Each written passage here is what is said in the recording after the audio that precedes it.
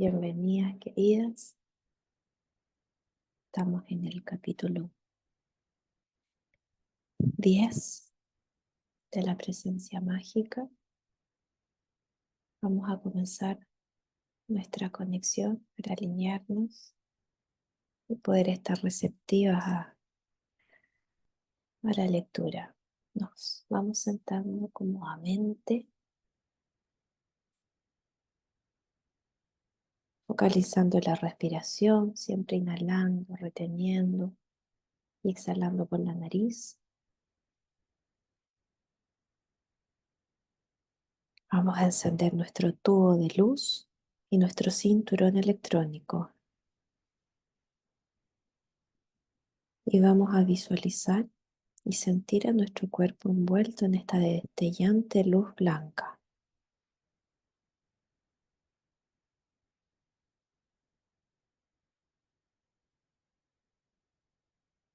Manteniendo siempre esta imagen,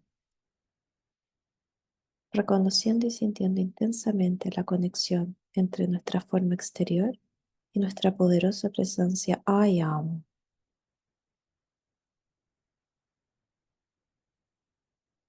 Centrando toda nuestra atención en nuestro corazón, visualizándolo como un gran sol oro. Yo acepto ahora alegremente la plenitud de la presencia divina, el puro Cristo. Sienta la gran claridad de la luz y su intensidad en cada electrón de nuestro cuerpo.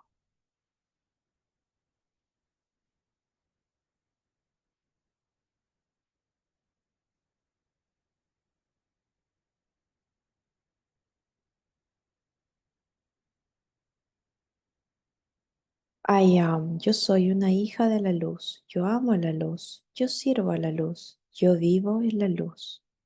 I am, yo soy protegida, clarificada, colmada y sostenida por la luz, y yo bendigo la luz. Gracias, está cumplido.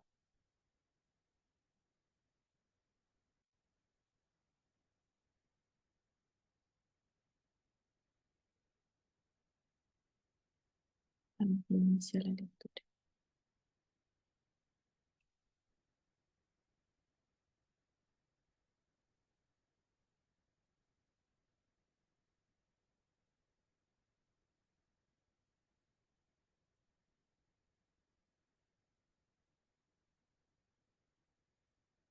Chapter 10 Closing Experiences and Our Journey to Arabia.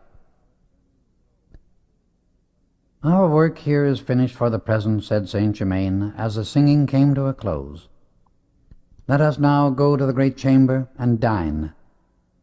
We had just become seated at the table when Daphne appeared at the great organ, and Arion stood beside her with a most wonderful violin.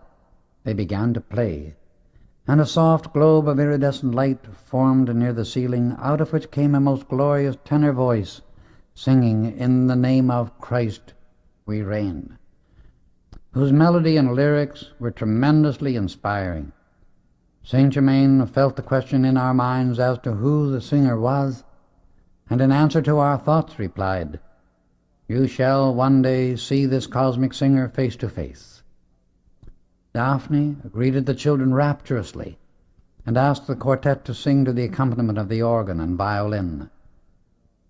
We enjoyed a glorious hour after the music by renewing our acquaintance with those present, some of whom we were to meet again in the Far East. It was nearly daybreak by the time the other guests had gone, and we five were alone with Saint Germain. "Retire now," he said, "and get your needed rest, so you may return home tomorrow afternoon."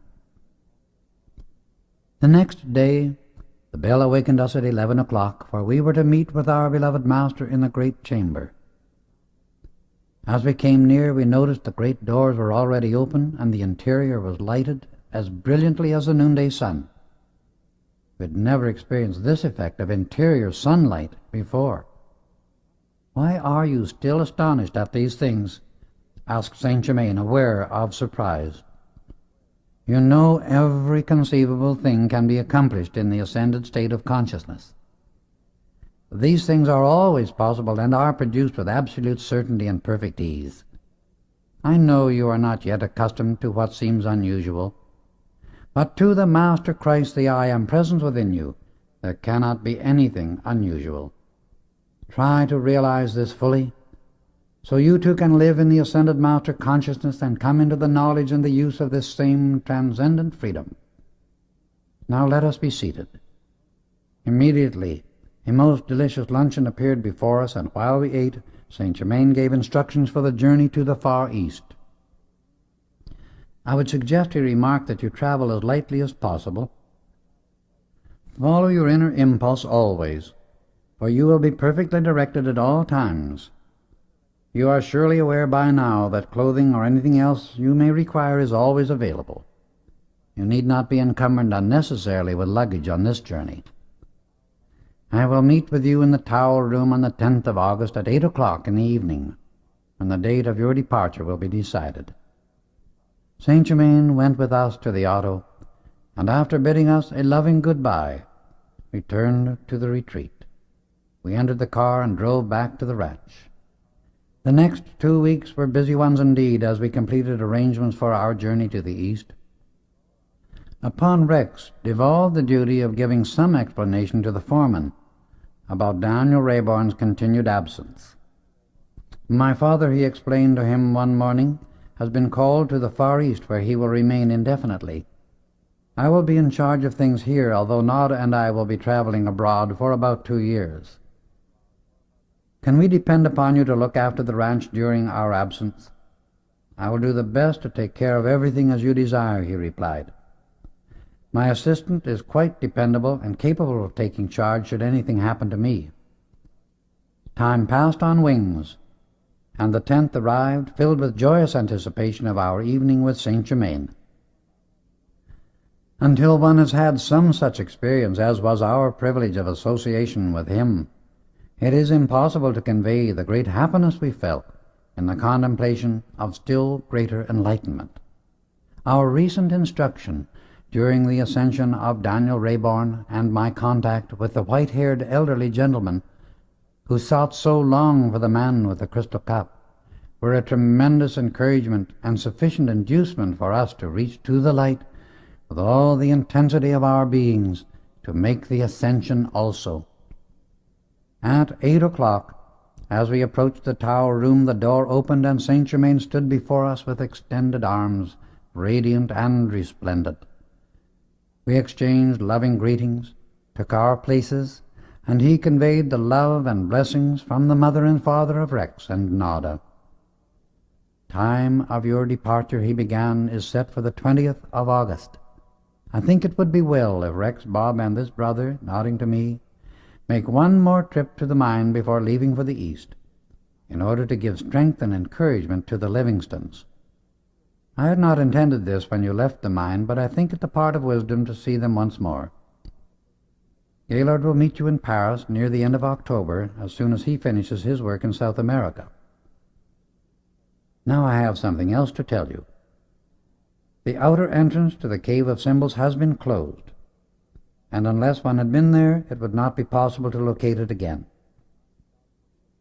Certain individuals did discover it, and were planning to take a research party there. It has been necessary to prevent that. You see, beloved ones, we have all power and limitless means within our control by which to guard and protect whatever needs our protection. I will give you certain instructions for your immediate use, and then I must leave to meet with the South American branch of the Great White Brotherhood. After indicating what was needed, he raised his hand in blessing, and with a radiant smile was gone. Bob's enthusiasm kept pace with his advancement. It was one of the most wonderful things I have ever experienced to observe how his intense longing for the full ascension focused his attention upon the light with uninterrupted joy and determination. Nada and Pearl were expressing the great wisdom of the mighty I Am presence as the expansion of the light increased within them. It was most apparent in their eyes. We drove to the mine on the 12th and arrived there at 6 in the evening. All were surprised except Zara, who said she knew we would visit them again before leaving for abroad. We left early the next morning and returned to the ranch, knowing our visit would be a sustaining strength to the Livingstons. I shall never forget our last night in that wonderful ranch home, where so much happiness had come to all of us, and where events of such paramount importance had occurred that affected the life of each one so vitally. I felt a strong impulse to go to the tower room for a farewell meditation. It grew so strong that I asked the rest to join me. As we approached the door, it opened to admit us, and within there was the same soft, beautiful radiance that hallowed it with a sacred presence, a peace unspeakable. The door closed behind us, and involuntarily I dropped to my knees in the greatest praise and gratitude I had ever known.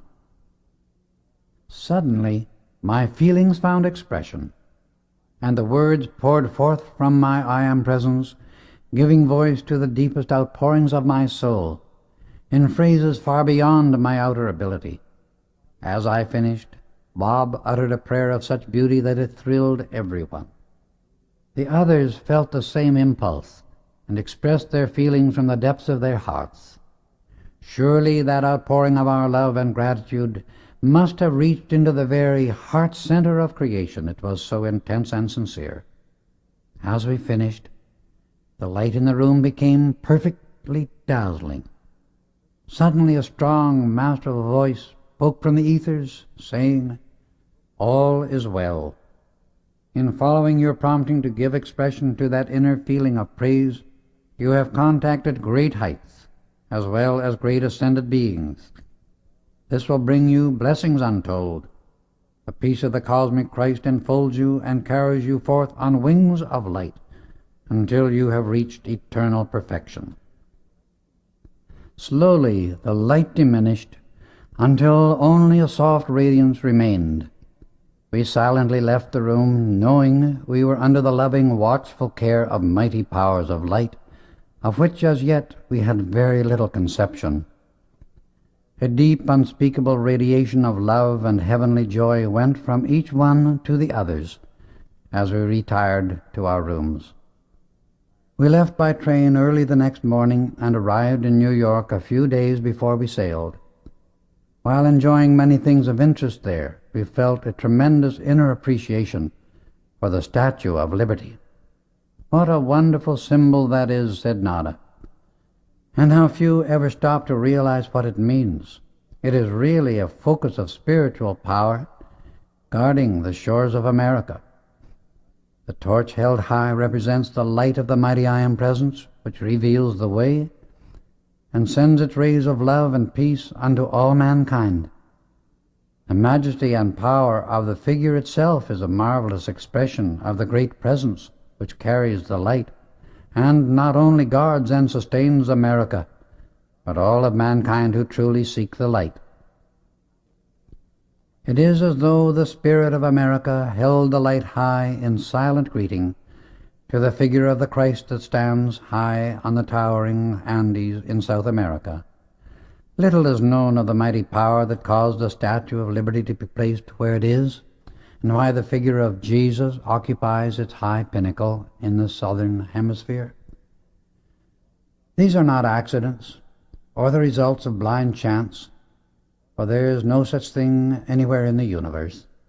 What seems so to the intellect is but the lack of understanding of the law of the universe. You may be sure that these figures placed at these particular points give indication of the service that both continents will give to the rest of the world.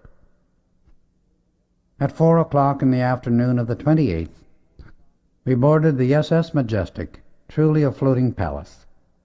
The tugboat towed her out toward the open sea, and as she began to plow her way through the mighty deep, we stood watching our Goddess of Liberty fade from view.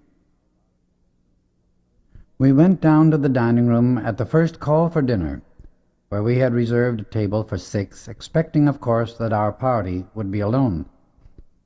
We had just finished ordering when the steward brought a beautiful young lady to our table. As I looked up, imagine my astonishment when before us stood the pupil of the head of the Council of France, at whose home we had spent a week before returning to America with the Livingstons. It was she whom I had first contacted as the veiled sister, and who was Gaylord's twin ray. She greeted me cordially, and as I turned to present the others said, "You may call me Leto." After greeting her, they expressed their joy and delight for her presence. "I have come," she explained, "to take you to our home in Paris, which my master wishes you to make your home while abroad. It will make him very happy to extend his hospitality to you all." We joyously accepted his invitation, knowing it to be a part of the divine plan Saint Germain had arranged for us. To add to our happiness, we found her suite next to that of Nada and Pearl. When opportunity offered, I explained to the others that this little lady, who looked not more than 17, had used her present body over 300 years. I almost strained the credulity of my friends, in spite of all Saint Germain had said and done, that they might become accustomed to the great truth and reality of the Ascended Masters and their work. The first evening we sat on deck completely at one with the great peace of the deep, for it was calm as a mirror, silvered by the beauty of a full moon. The next evening we spent in our suite listening to the instruction given by Leto. She explained how to lay the body down, leaving it consciously and at will. It was the simplicity and clearness of her explanation that made all comprehend everything so clearly and realize something of the possibilities of the attainment before us. "This training I am giving you," she said, "is most efficient, and I will show you the proof of it tomorrow evening."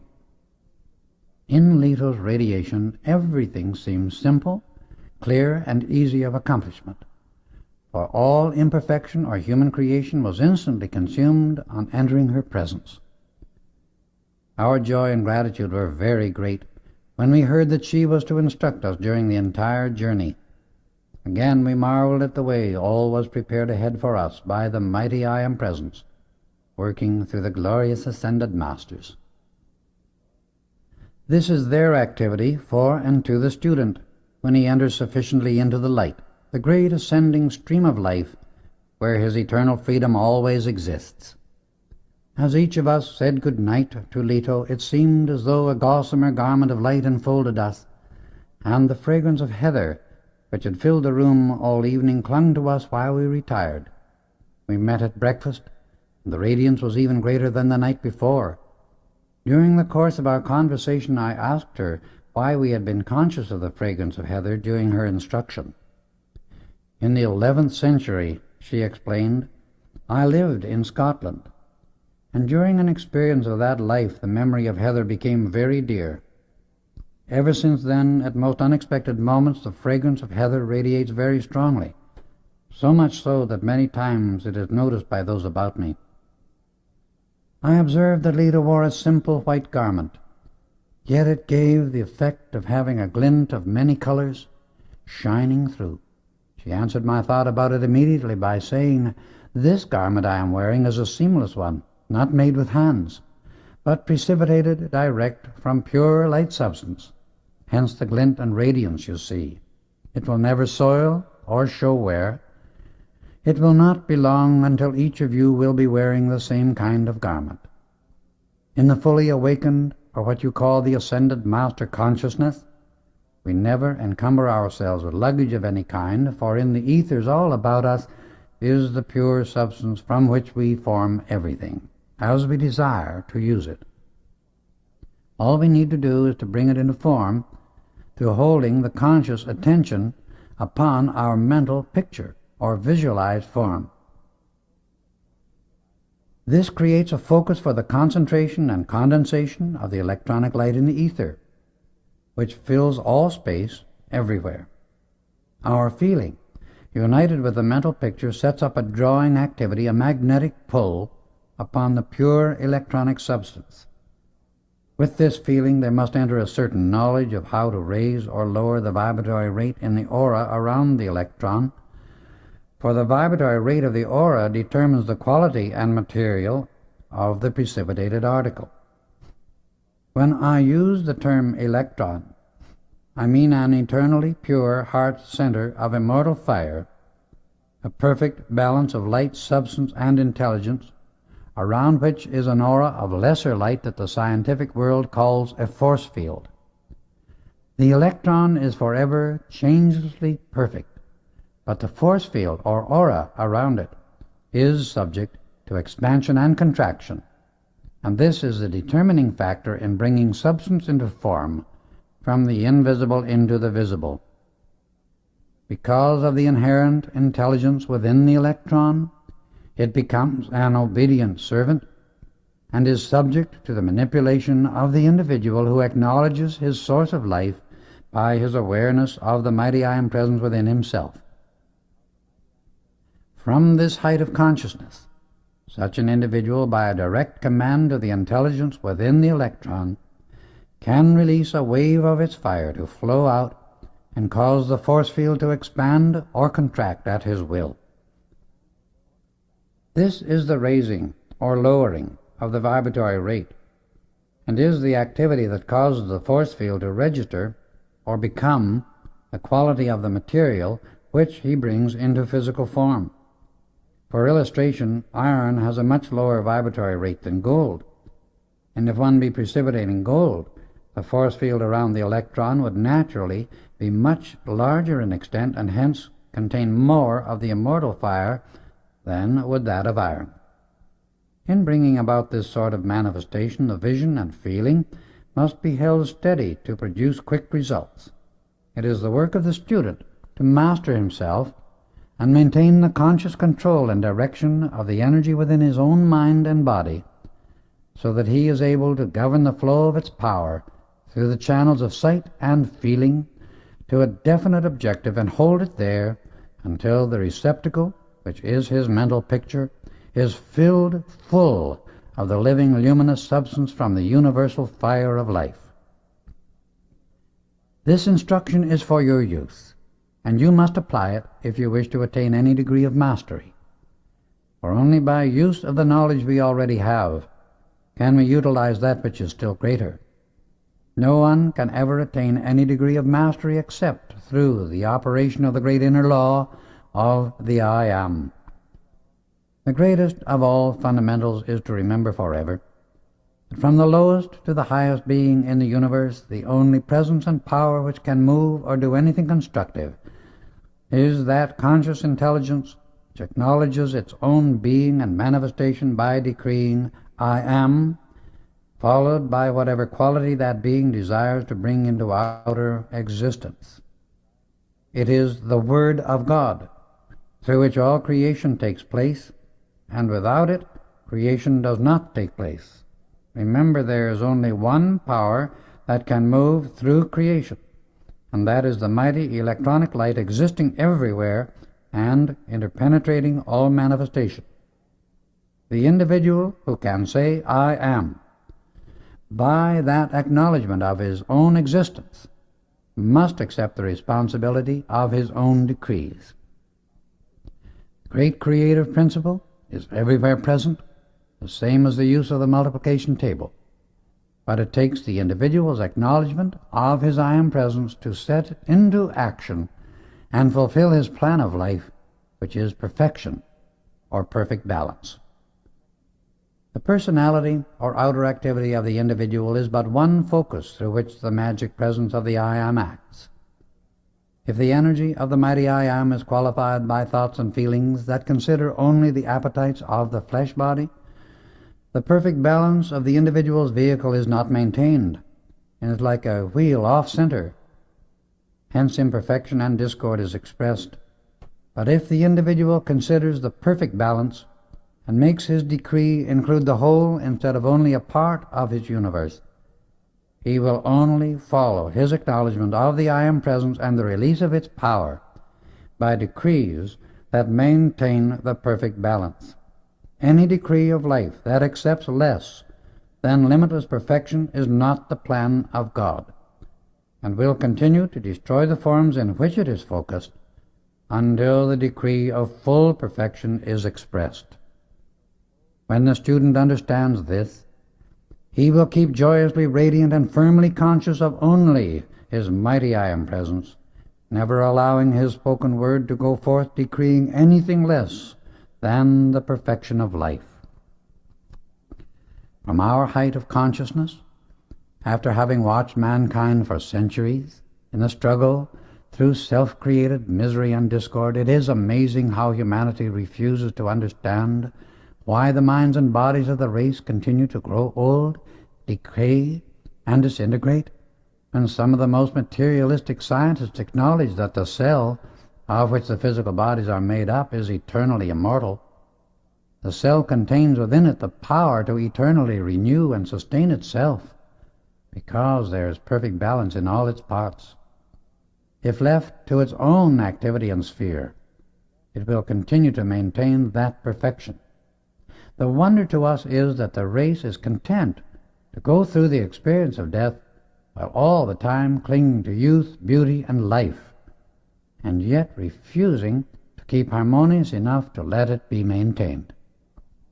The student who will stand at one with his I Am presence, accepting and decreeing only its perfection and great inner power, will release its flow through the outer activity of mind and body and produce whatsoever he decrees.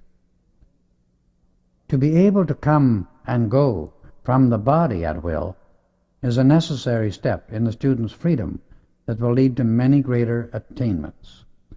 A part of my service to humanity is in teaching individuals how to do this, a work for which I have a deep love and natural ability. I am able to convey this idea to others so they too are able to go forth and comprehend life in a greater measure. Within 2 months, you will be able to come and go from your bodies consciously, as easily as you now come and go from your home. At first, I will assist you until you understand and fix the operation in your consciousness. Then you will be able to accomplish what you desire entirely by your own effort. We rarely find several individuals ready for this instruction at the same time, but because you four are 2 sets of twin rays working together, is this unusual condition explained. Let us enjoy the sea breeze, the beauty of the night, and the perfect weather which we shall have while crossing, for there are never storms or disturbances where there is a focus of the great white brotherhood. Each member is a definite focus. I have work to do now at a distance, so must leave you until 4 this afternoon, when I will return and be with you at dinner. I have always enjoyed travel at sea, but this voyage was more than enjoyable, for our association and work with Leto kept us constantly aware of the God presence. Later in the day, I had occasion to chat for a few minutes with the captain, and he said during his entire 15 years on the sea, he had never had a more marvelous voyage. I could have told him why, but it was the part of wisdom to remain silent. As we were taking our places at the table for dinner, Leto returned and joined us, saying, "I have joyous information. Splendid things have just been accomplished for the blessing of humanity. I tell you this much that you may rejoice with me, but later you shall know the full details of it, probably when we arrive in Arabia. It pleases me that you have been able to keep your consciousness so well focused upon the magic presence of the I Am. Tonight, before our work begins, I want you to enjoy the sunset with me, for you shall not have another such opportunity for 50 years, due to certain cosmic activities which as yet you do not understand." Leto had chairs placed on the top deck, where we would be undisturbed. When we were all comfortably seated, she continued, "You remember that Saint Germain said to you, the sun of this system is to the whole system what the heart is to the human body, its currents of energy being the bloodstream of this system of worlds, the ether belt around this earth being the lungs, through which the currents of energy, constantly pouring forth, are ever purifying the body of the earth. The sun is also the head or father of this system, through which this mighty energy is constantly generated by the mighty intelligence focused there, from glorious ascended beings who have charge of and govern that activity. The sun is not hot, as scientists think. It is as cool and 1,000 times more refreshing than the gentle zephyrs of the most delightful summer evening. It is only as the sun's currents of energy pass through the ether belt of the earth that they become heat. The sun is the electronic pole and the earth is the magnetic pole. The ether belt is the element through which the currents are diversified. The Christ mind is embodied in great beings upon the sun, similar to the way it is here on earth. Always keep this in mind. God sent forth his rays individualizing himself in order to govern, regulate, and direct his activity through self-conscious beings. That is why we, as the sons of God, are given free will, choice. By recognizing and accepting fully this mighty God power, love, and intelligence anchored in us, we become able to express more and more of the full power of God in conscious action. Only the most advanced students realize that there are mighty beings, as much beyond the Lord of the earth as the Lord of the earth is beyond the ordinary mortal. Now, each of you withdraw the consciousness from your body and place it fully upon the sun. Partly close your eyes and then wait. We sat very still for almost 20 minutes and then went forth as a group. Leto leading the way. She became dazzling and radiant. Deeper and deeper we entered into the intense light of that great focus of cosmic light, and presently became aware that we were approaching the globe itself. The radiance which it emitted gave one a feeling of great exaltation with a glowing sensation of peace and power. The nearer Leto drew, the brighter became her radiance. We then approached a magnificent city called the City of the Sun. Within it were wonderful perfected beings like ourselves, except that their bodies were slightly larger than those of our humanity. But their radiance and beauty were transcendent beyond words. Presently we found ourselves receding. The glorious city began to fade from view. The indescribable light grew less. And then we heard Leto speaking, commanding us to return with her. With a sudden shock, we were conscious again of our physical bodies. "A grand success," she said smilingly.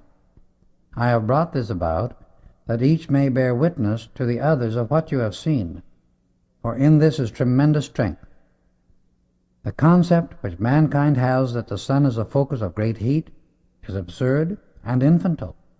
The truth is that the tremendous rays of energy which it sends forth to its system of planets are not heat rays at all, but rays of electronic energy, which only become heat as they contact and penetrate the atmosphere of the earth.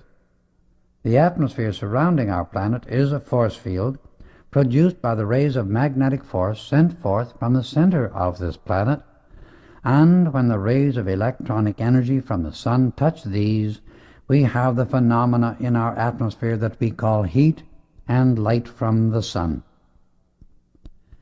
We enjoyed the twilight on deck until 7:30 and then went to Leto's stateroom.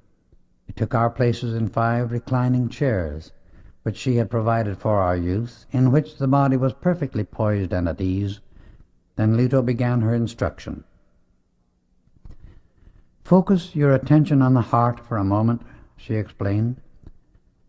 "Then raise it to the top of the head.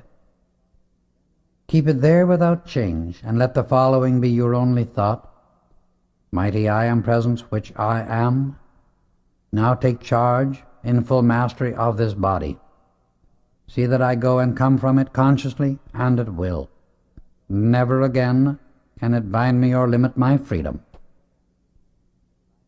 It could not have been more than 3 minutes until we stood before our bodies, free, consciously free, in bodies of substance, but finer than that of the physical body. In these we were more clearly alert and free than we had ever been in the physical. "Come with me," said Leto, and instantly we passed out of the room over placid waters and went direct to her home in Paris. We saw and greeted her master. Then we continued our journey to the home of the Brotherhood in Arabia, which we visited later. When we returned near our bodies, she spoke again. "Wait, we are going to do this consciously," she directed. She went to each body as it lay in the chair and touched the forehead. Immediately the body stood up, yet looked as if asleep. Then she gave the necessary direction, which I may not give here, and we were again fully conscious in our bodies. The whole experience was different from anything we had ever lived through before, and it left us with a certain indescribable confidence that we could do it again. We tried to thank her, but she raised her hand for silence.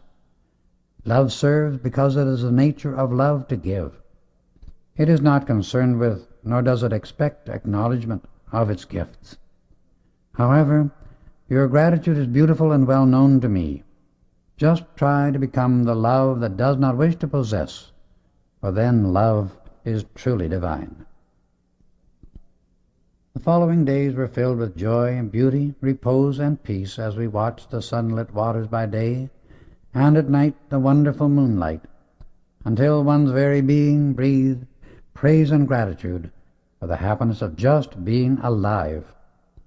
The boat docked at Cherbourg, and following Leto as she led the way, we went to the waiting autos and were driven to Paris, Pearl and Nada riding in her car, and Bob, Rex, and I in the second one.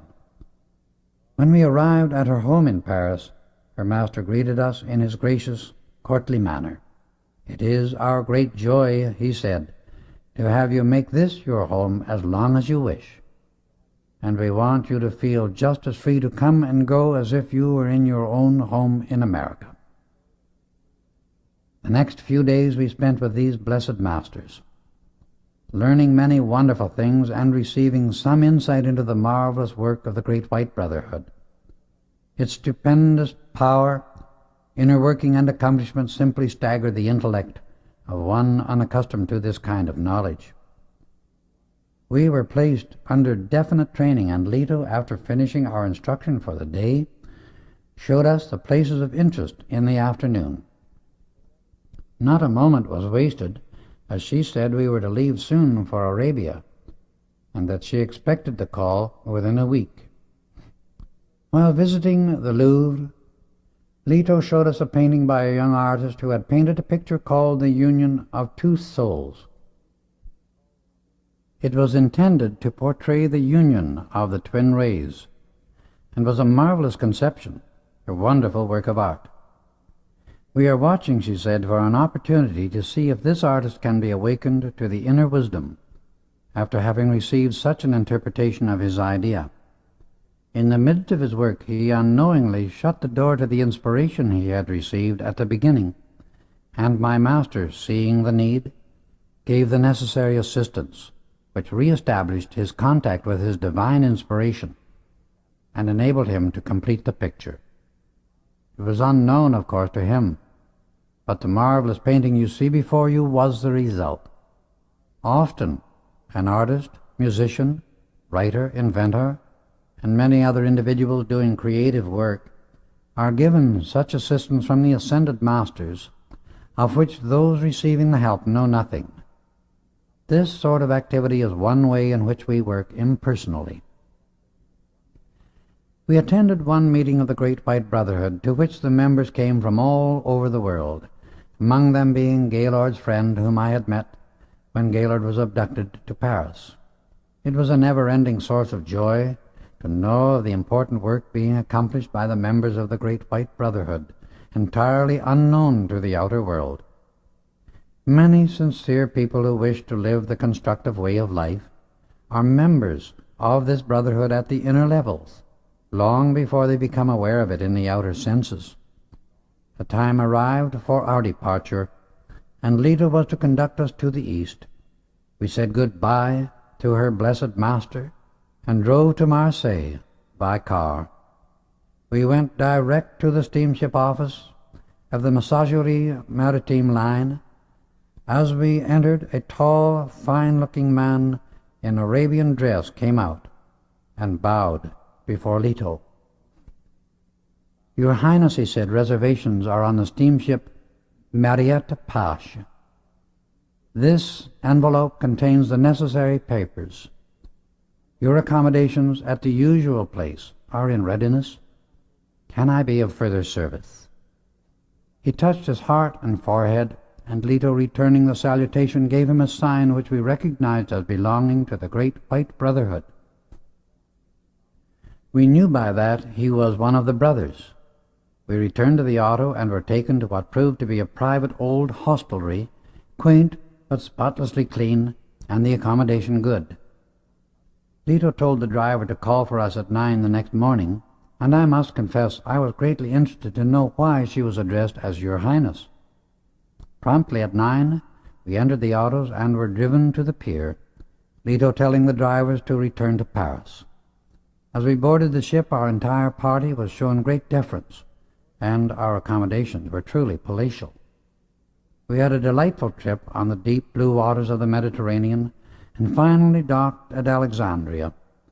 Leto again led the way to waiting autos, and after driving for about 20 minutes, we entered a walled enclosure and stopped before a beautiful home built in the Moorish type of architecture.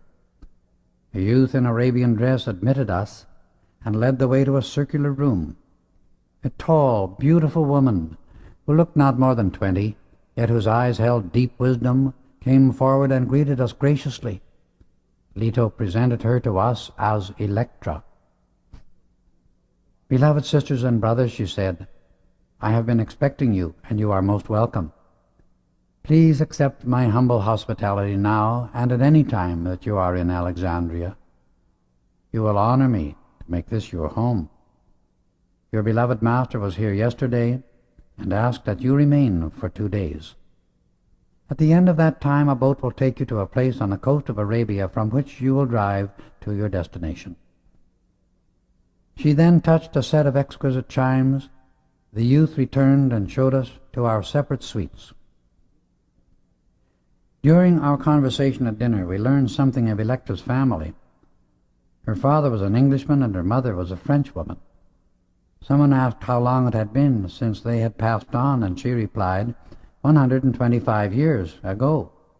"You see," she continued, "I am not as far advanced as your wonderful escort, but I have attained enough dominion to eliminate time and space. Electra," said Leto, "is far advanced and is doing beautiful work, as you will see later. While we are in Alexandria, we shall see the places of interest, and we shall spend the next 2 days enjoying ourselves." We were very much interested the next morning in sightseeing. When we stopped at a certain jeweler's stall, admiring the beautiful jewels and the exquisite workmanship of their settings, the old jeweler made a deep bow, and in salutation touched his heart and head, asking to see Rex's and Bob's rings. He was very silent for a few moments, and then, looking steadily at them, remarked, "My brothers, you have done me a great honor. Only once before have I ever seen such jewels. They are condensed light. They are living gems. You are blessed indeed." As we thanked him and turned to go, he asked the blessing of the Most High God upon us. The second evening after visiting the old jeweler, we were listening to Electra describing her experiences when a sealed envelope dropped out of the atmosphere directly at the feet of Rex. He opened it anxiously and found a message from our beloved Saint Germain. In the morning it read, "A yacht belonging to one of the brothers will take you to a certain port, from which you will proceed by auto to your destination in Arabia. Your mother and father send greetings and love to all."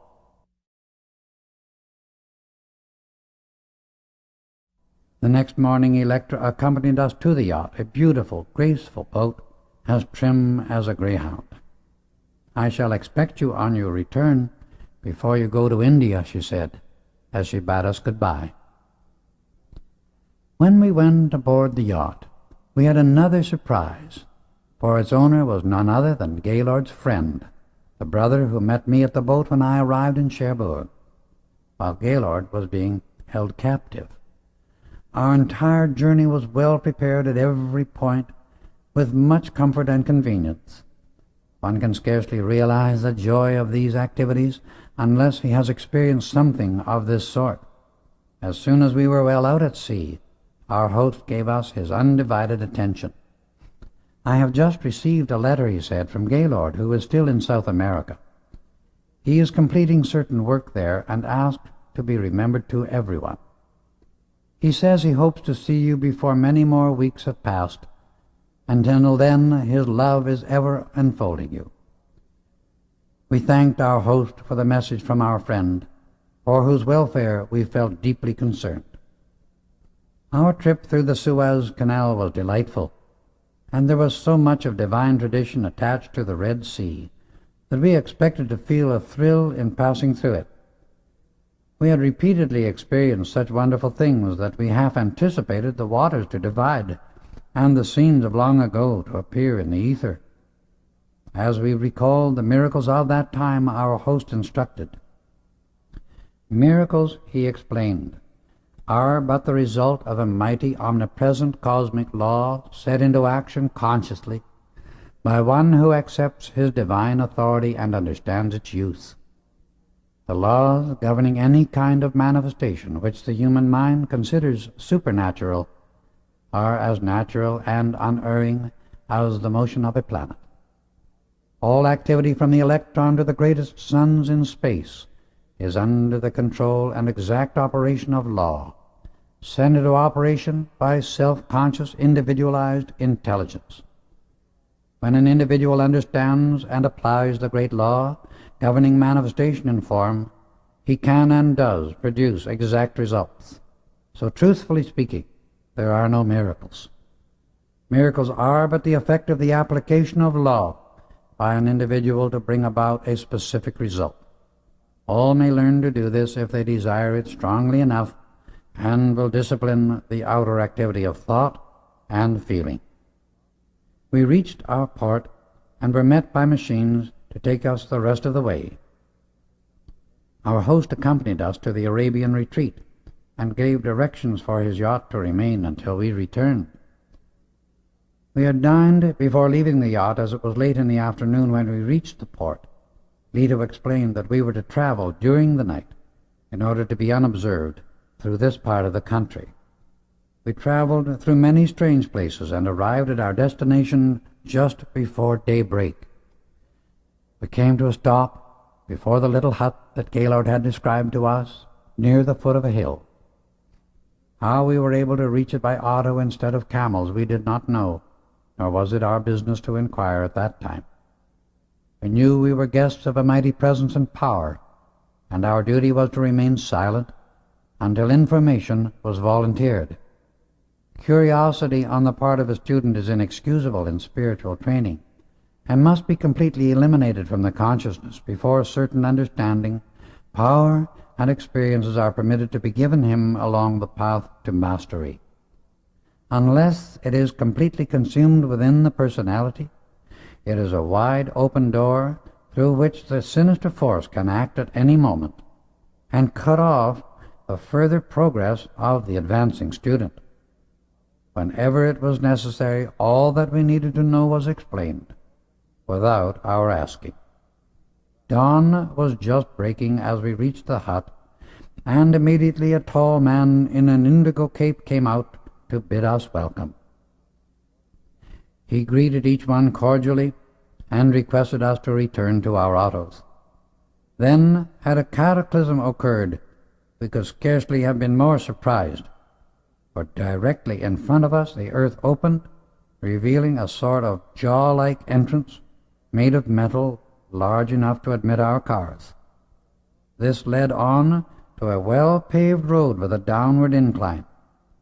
The jaw was controlled by powerful machinery, and when it closed after us, a few moments later, it was to all appearances simply the floor of the Arabian desert. As our cars entered the roadway leading down, the surrounding walls became flooded with that soft white light which we knew so well, and which the ascended masters always used for illuminating tunnels, caves, and all subterranean passageways. We traveled along slowly for about 20 minutes, and then entered a circular room nearly 200 feet in diameter. In this place, all equipment was kept for the automobiles and attendants provided, ready to render any service required. The brother in the indigo cape alighted and led the way to what proved to be an elevator. We entered, descended for about 370 feet, and came to a stop, entering an enormous chamber with huge columns almost 300 feet high. These great columns were heavily covered with hieroglyphics, inlaid in marvelously beautiful colors. We found later that it had been the foyer to a large government building. Our guide led us through this chamber to a great arched doorway that opened at his command, admitting us into another chamber that was beautifully decorated. Its ceiling was arched and very ornate, supported by a single colossal column in the center. This second room must have been at least 200 feet each way. Brother of the Indigo Cape broke the silence. "This is one of our principal council chambers," he explained, "which we often use as a banquet hall. Beloved sisters and brothers, you who are not yet formally admitted members of our order, are the first students ever admitted to this very ancient retreat, without having been fully accepted into the outer activities of this branch of the Great White Brotherhood. But I assure you, your credentials are quite sufficient." With these words, he threw back the cowl of his cape, and our blessed Master Saint Germain stood before us. We were thrilled and felt immediately quite at home. "You will now be shown to your quarters, and after having refreshed yourselves and donned your seamless robes, come to me here." A youth and maiden appeared and showed us the way to our rooms. Later, when we returned to the council hall, a number of the brothers had already arrived and were talking to Saint Germain. "In 7 days," he explained, "an international council of the Great White Brotherhood is to be held in this retreat. The greatest of our members will be here, as this kind of council is only called every 7 years. On this occasion you will be made members of the outer body as well as the inner. Please be seated, for I wish to give you information concerning the city you are now in." He then gave us another wonderful discourse, and it made us marvel at what a place of wonders this earth is, let alone the rest of the universe. At one time, he explained, this city was at the surface of the earth. Certain of the ascended masters knew a cataclysm was threatening, and sealed a portion of it for future use. In the catastrophe that followed, it sank deep below the original level and was filled in and covered over by the sand from the surrounding land, which had become a desert. The tops of the highest buildings are in some places fully 125 feet beneath the surface. Air passages have been kept open and always give perfect ventilation.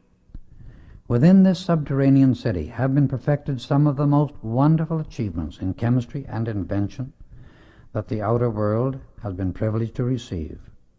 Whenever this has occurred, some worthy man or woman has been found through whom the world has been privileged to receive these blessings.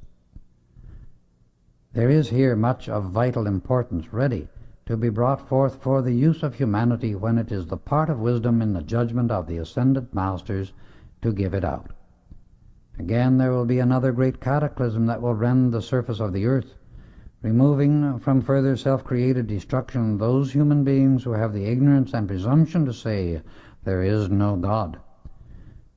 Those who are so bound by their self-created darkness that they destroy the very symbols on earth of what is good, true, uplifting, and enlightening, must, because of the very darkness of their own minds, be prevented from creating any further discord upon this planet, and from influencing others by their own mistaken concepts of life.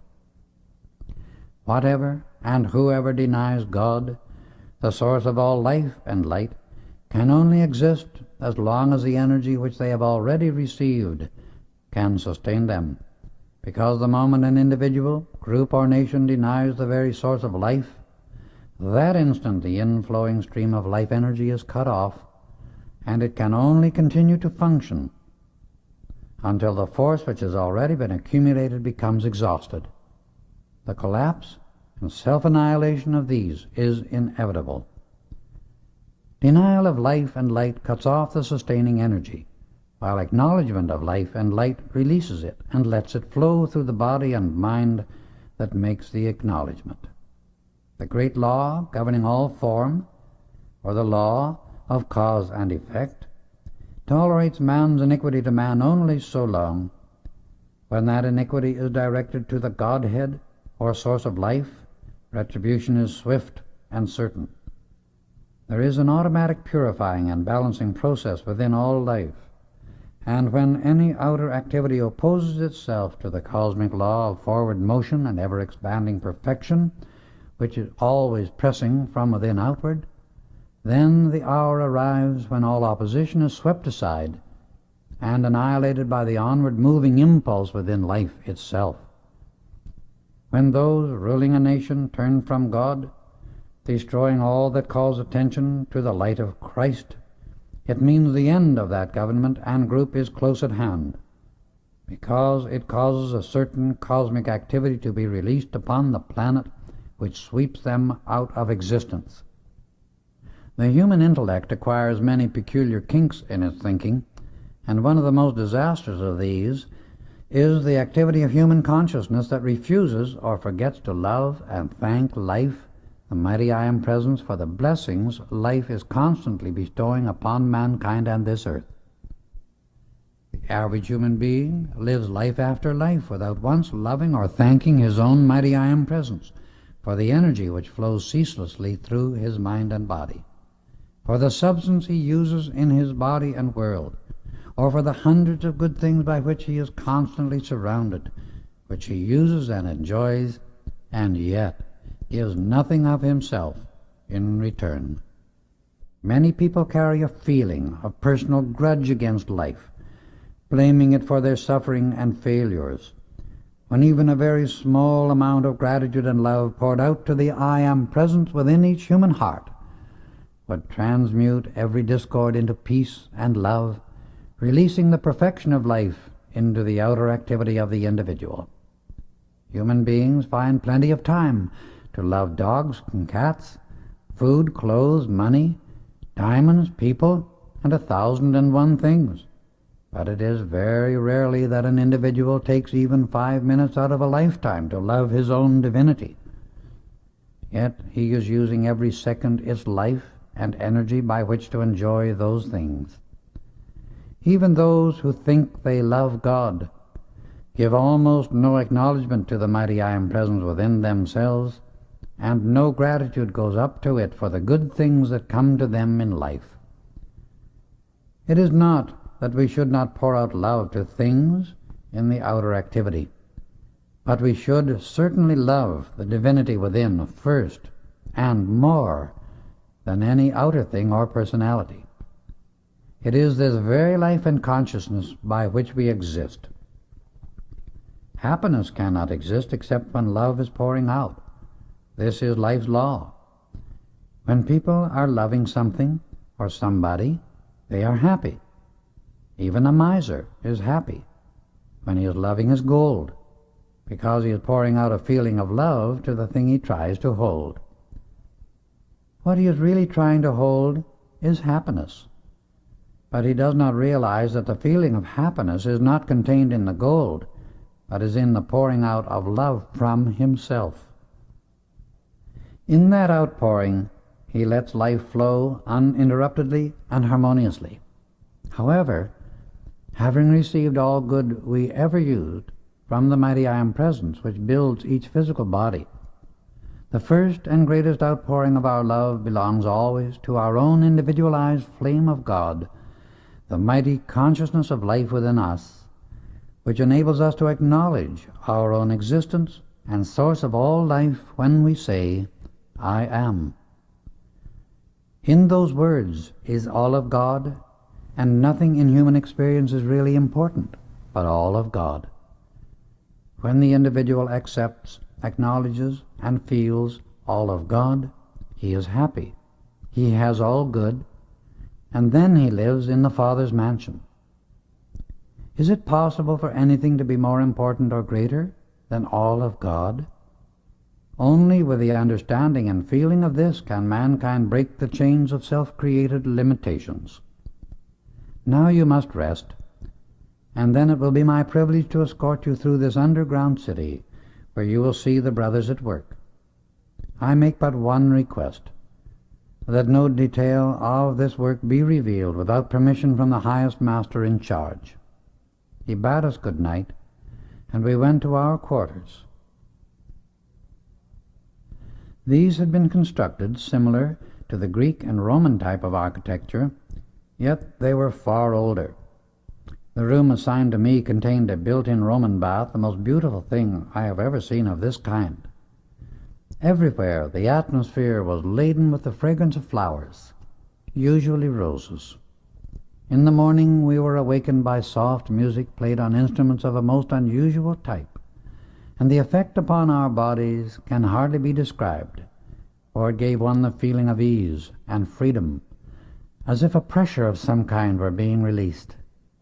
The sensation continued to increase, and while we were clearly conscious of some change going on within us, yet we did not realize to what extent our inner bodies were being attuned. The curious thing about the whole experience is that when we compared notes with each other, all had been effected in a similar manner. As we entered the council chamber, Saint Germain and Gaylord's friend greeted us. Saint Germain asked us to be seated, and breakfast was served immediately. The first thing that appeared was most delicious fruit. Then came what he called sun cereal, over which was a substance like honey and whipped cream. Several other dishes were served, and we finished the meal with a steaming hot drink that took the place of coffee, but was not like anything physical I have ever tasted.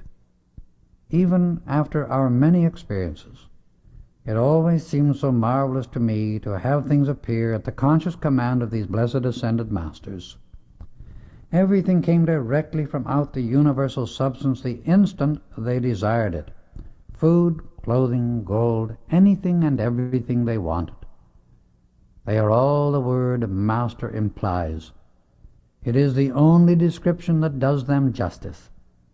They are glorious and majestic always. As we arose from the table, I heard Gaylord's friend address Leto as Your Highness, and again I wondered why that title was used in a retreat. She turned to me and explained most graciously, My brother, whom you have met, inherited the title of Prince Rexford, and I that of Princess Louise. Mine has clung to me through the years for no particular reason. That is why I am often addressed as Your Highness. Forgive my curiosity, I replied, as I realized how keenly aware of my every thought and feeling these ascended masters were. Come, said Saint Germain, we shall go first to the television chamber. We followed him, and soon came to a great circular chamber. In the center of the room stood an enormous reflector, surrounded by a maze of electrical apparatus, at one side of which was a large dial. This room, said Saint Germain, is insulated in a special way which enables us to make observations of very great accuracy. By means of this instrument, through focusing the dial upon any given point on the surface of the earth, we can see instantly any place or activity occurring at any distance. Notice, I shall direct it to New York. He turned the dial, and we saw as clearly as if we had been in Manhattan the Grand Central Station, Fifth Avenue, and the Statue of Liberty. Then turning the dial to London, we were shown Trafalgar Square, the Houses of Parliament, the British Museum, the Bank of England, and the River Thames. He turned it again, and we saw Melbourne and Yokohama, and we were able to observe everything as clearly as if physically present. This wonderful instrument, he continued, has been in use in this retreat for more than 100 years. Come now into the adjoining room. It is the radio chamber. Notice the intense stillness. The walls, floor, and ceiling are covered with a precipitated substance that makes it absolutely sound and vibration-proof. He stepped to the instrument that stood in the center of the room and directed it to New York. We immediately heard the sound of the traffic, and as we listened more closely, we could hear clearly and distinctly the conversation of individuals passing on the street. Distance made no difference. This instrument, he said, will soon be in use everywhere. Now let us go to the chemical laboratory where some of the brothers are at work upon many wonderful inventions. Here ways have been discovered to counteract destructive gases, chemicals, and activities of various kinds that the sinister force and its unfortunate pawns might try to use against humanity. For it is positively known in certain quarters that feverish efforts are constantly being made to produce various substances that are of a very destructive kind. The brothers in this retreat work to neutralize all such activity. Every time the misguided members of mankind make the discovery of a more than ordinary destructive agent, the chemist making such experiments always loses his body when his diabolical work reaches a certain point, for the destructive quality he desires to use upon the body of mankind reacts upon his own. Next, we visited the cosmic ray chamber. This room, explains Saint Germain, is lined with pure metallic gold. The brothers of certain advancement who work here are taught how to distinguish the difference between the various rays, and to direct and use them for stupendous good. The great ascended masters are constantly watching in the world for those students whose attainments will permit them to take up this work. When Bob understood this phase of their activity, he became most enthusiastic. "I would love to serve in this manner," he exclaimed. "We shall see," said Saint Germain as he smiled knowingly. "Among those who are working in this room, there are 7 of the brothers and 3 of the sisters who are just completing their training in the use of these rays. At the coming council, they will be allotted their field of service in using this activity, for which training in many lives has fitted them. Now we shall visit the Chamber of Art, where 20 of the brothers and 10 of the sisters are being trained in a new kind of art which they will bring forth into the outer world. They are being instructed concerning the secret of imperishable colors and shown how to produce them. Within the next 20 years, this new form of art will find its way into the life of humanity and bring with it a tremendous uplift. From here, we shall go to the Chamber of Music. It is a most beautiful place, I assure you, and the perfection of the instruments is truly remarkable. Saint Germain led the way, and we entered with great anticipation. "This is a new metal for band instruments," he continued, showing us certain alloys, "which gives an unbelievably delicate tone. Here are 3 new materials for making violins. As you will see, one looks like mother of pearl, one like frosted silver, and one like Roman gold. The musical instruments of the new age will be made of materials like these." One of the brothers played these instruments for us, and human ears have never been blessed by more beautiful sounds. Each was distinctly different, but all were so beautiful there seemed hardly any choice between them. In rooms adjoining the Chamber of Music, beautiful musical compositions were being written and prepared so the brothers could project these magnificent harmonies into the consciousness of musicians working in the outer world. "Some of these brothers," said Saint Germain, "will come into the outer activity and work in the capacity of teachers, while others will serve from the invisible side of life." We are now entering the Chamber of State. Here training is given in the higher forms of statecraft and national government. Some 40 of the brothers are being trained, as you see, in the right use of this knowledge, and are also being shown how to project it to others who are already in official positions. That is, wherever the sincerity of the official will permit. 10 of these wonderful brothers will go forth in person and serve by being elected to governmental positions in the usual way. 5 of them will go to the United States of America. During our visit to these various rooms and the explanation of the work the brothers were engaged in, we felt this the most wonderful education of our lives.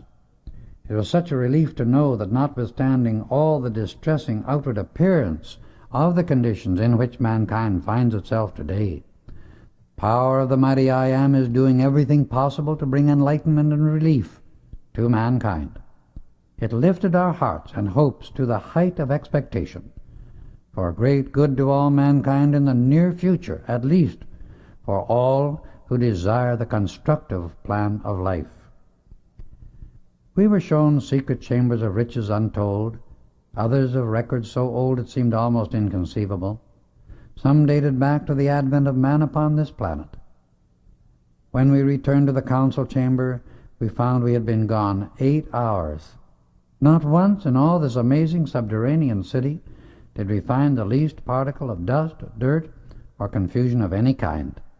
Everything was in a most wonderful state, perfect and spotless. We marveled at this, and Saint Germain explained the law concerning it. This perfect cleanliness is maintained by the conscious use of the great cosmic rays, and within the next 100 years, hundreds of housewives will be using the violet ray to keep private homes in the same wonderful state. Oh, that humanity might realize quickly what glory, freedom, and blessing stand ready for their use at every instant, when they hold to wonderful ideals unwaveringly, tenaciously, rely upon the mighty I Am presence, and know it is the only real power of permanent accomplishment. Suddenly we felt a tremendous vibration, and looking around us, saw 5 of the ascended masters had arrived from India. For the men wore turbans. There were 2 ladies and 3 gentlemen.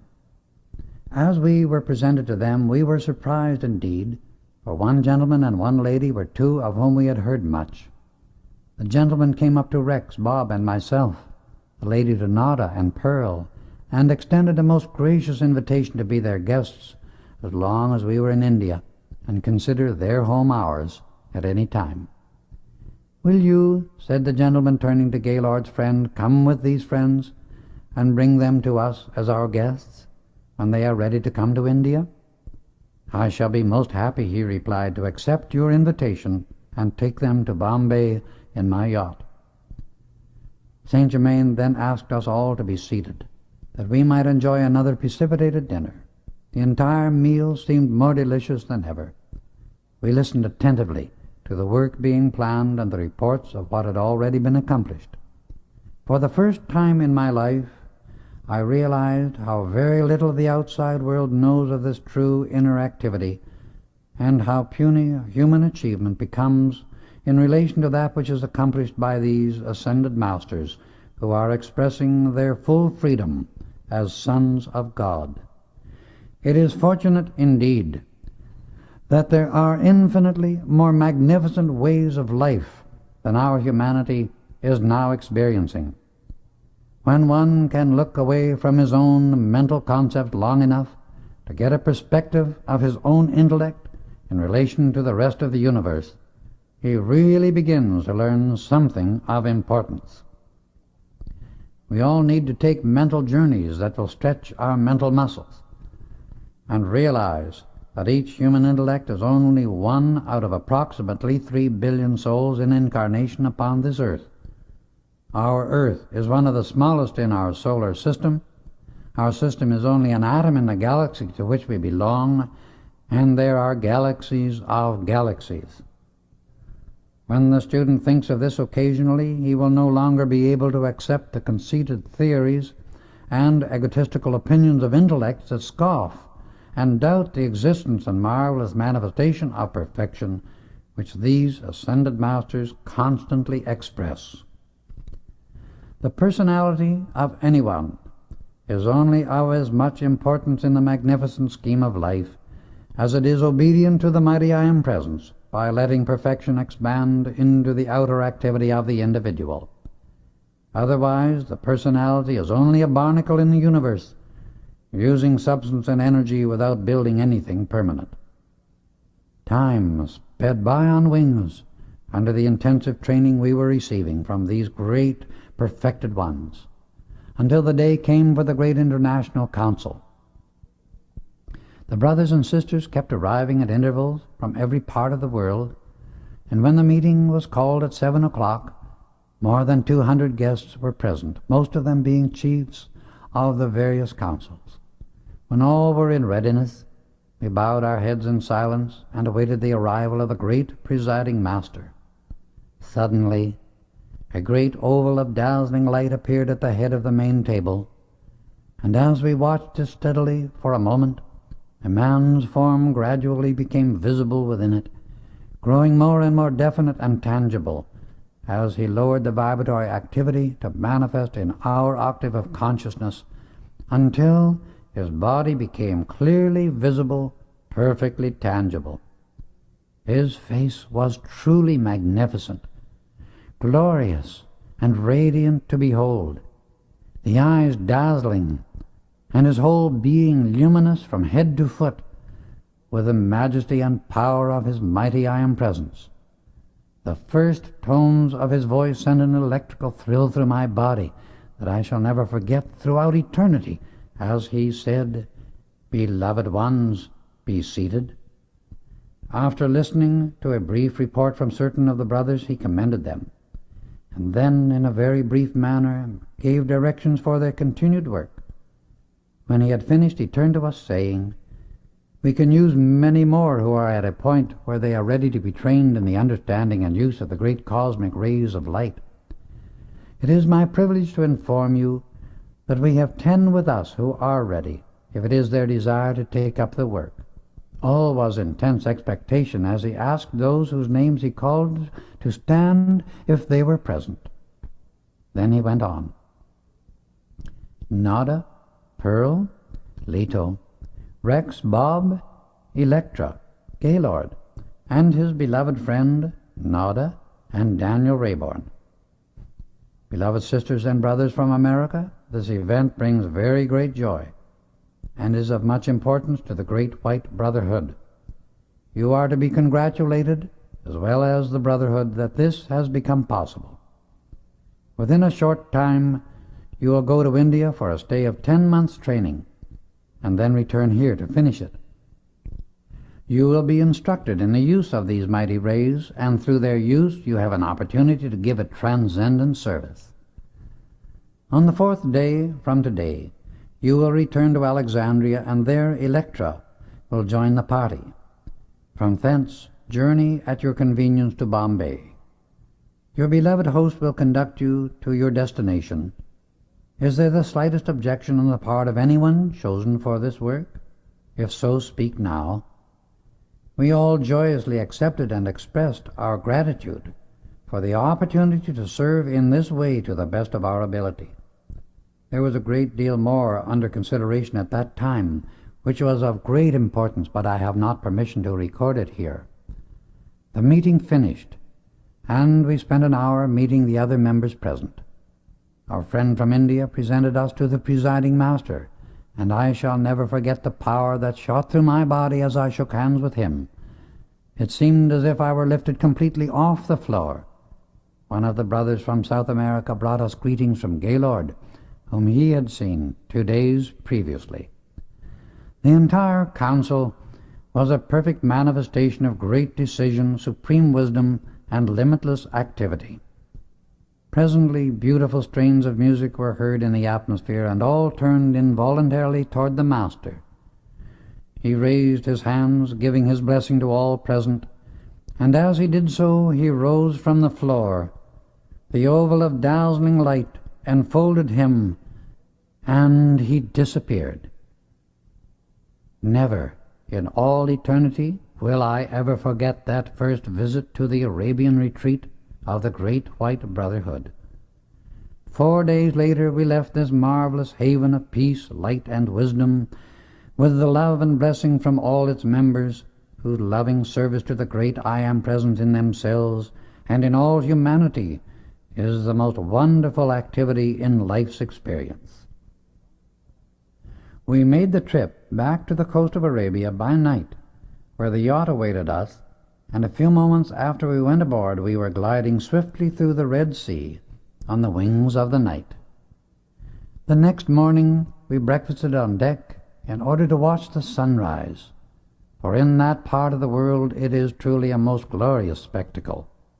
The evening of the second day we arrived at Electra's home in Alexandria and found she was fully aware that she was to serve with us in using the great cosmic rays of the light of God that never fails.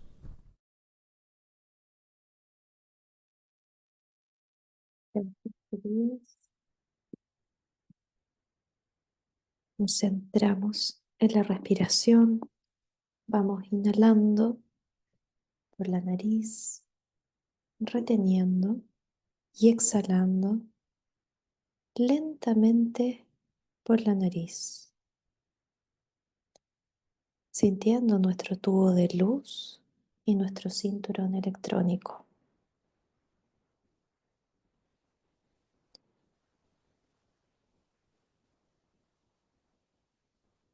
Sintiendo nuestro cuerpo envuelto en esta destellante luz blanca, reconociendo y sintiendo intensamente la conexión entre nuestra forma exterior y nuestra poderosa presencia I am, centrando nuestra atención en nuestro corazón, visualizándolo como un gran sol oro.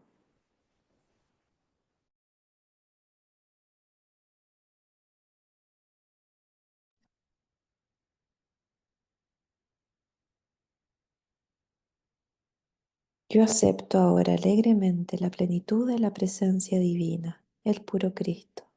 Sienta la gran claridad de la luz y su intensidad en cada electrón de nuestro cuerpo.